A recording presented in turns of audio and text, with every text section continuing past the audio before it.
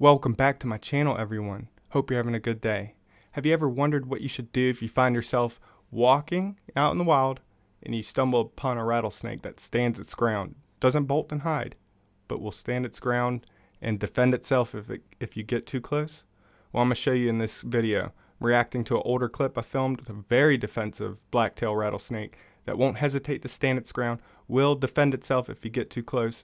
I'm going to stop the clip early because I say some things, I feel like I was speaking out of emotion, but we're going to talk about that and a few other things after. I'm going to bring Lila the monocle cobra out and discuss a few things that would be good to know. Alright? Love y'all.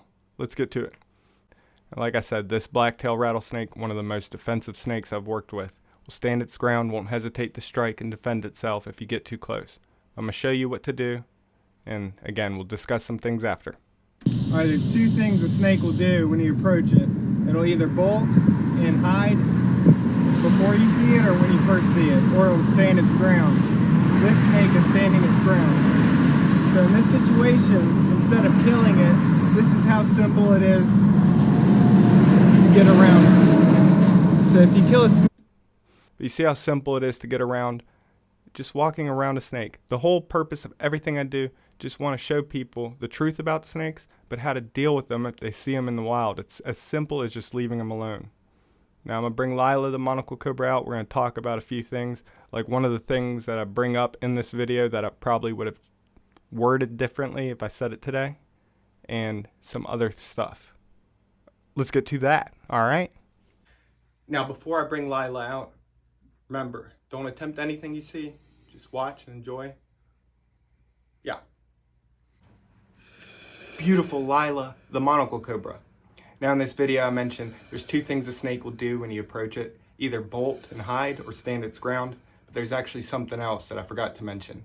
It may sit there and rely on its camouflage, sitting completely still. In those situations, if someone's unaware of where they're stepping, they could accidentally step on it.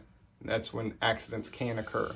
But what people don't know is that a lot of times, even when the snake is stepped on, they won't bite and still try to get away. And since venom is for prey and not for defense, there's also a high chance of dry bite. But still, accidents can happen. Just try to be aware of where you're stepping. And these accidents not as common as people seeing a snake and messing with it, trying to kill it, trying to pick it up. All the reaction videos we do, we see it over and over again. People messing with the snake. So, yeah, that's one thing I forgot to mention. Now, when I talked about speaking out of emotion and how I would have worded it differently today, I talk about if you kill a snake, it's a cowardly act, a cowardice move. But the whole point of everything I do is trying to teach people, change their views, because I know if they knew the true nature of snakes and how they really are, the mindset of the only good snake's a dead snake would be eliminated.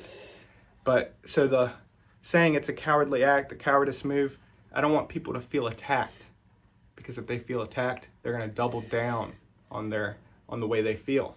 And it's not a good way of educating and changing people's views, because for those of you that do like snakes and want to work with them, speaking out of emotion and getting upset when people talk about killing snakes, that's not going to change people's views. But if you calmly take a step back and respond using education and facts, speaking how they really are, that's how you change people's minds.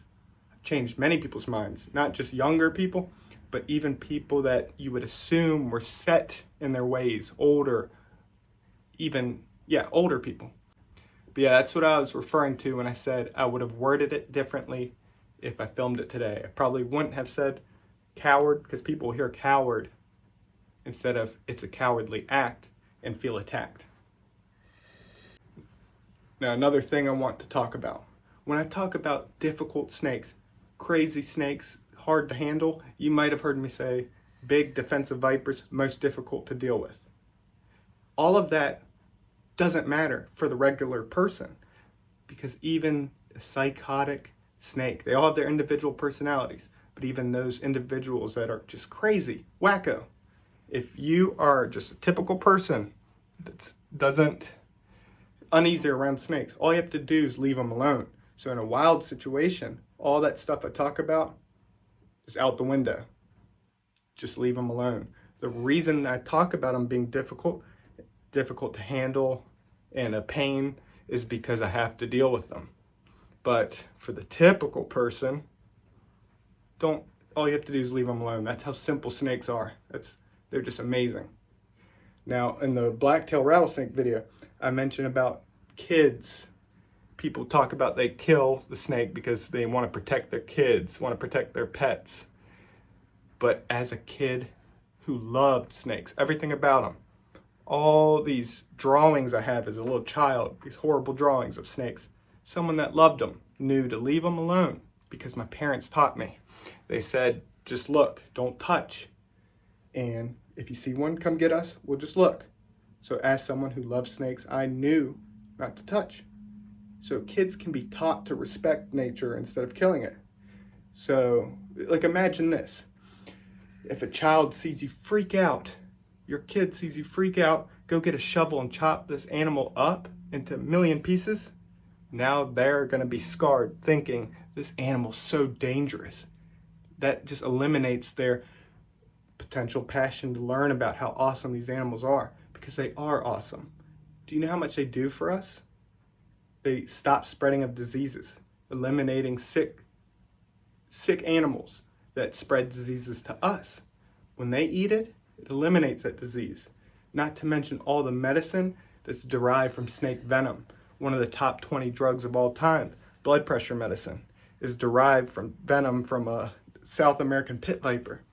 So these animals are just the best. Not only do they leave you alone if you leave them alone, they do so much for us naturally and in the medical world. So, just great. If you find yourself in a situation where you have one at your house, the reason it's probably there is because there's prey available. That's the reason they would be there. High food concentration. And in those situations, I'm sure in every state, there's people that are willing to come out and relocate them for free. Instead of just resorting to destroying nature and the amazing animals we have, there's other solutions.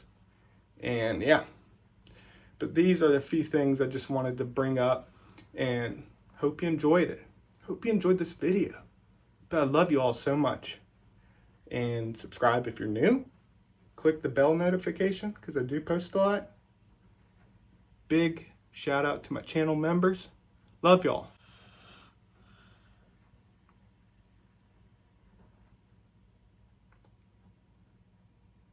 Look at how good Lila is. The best.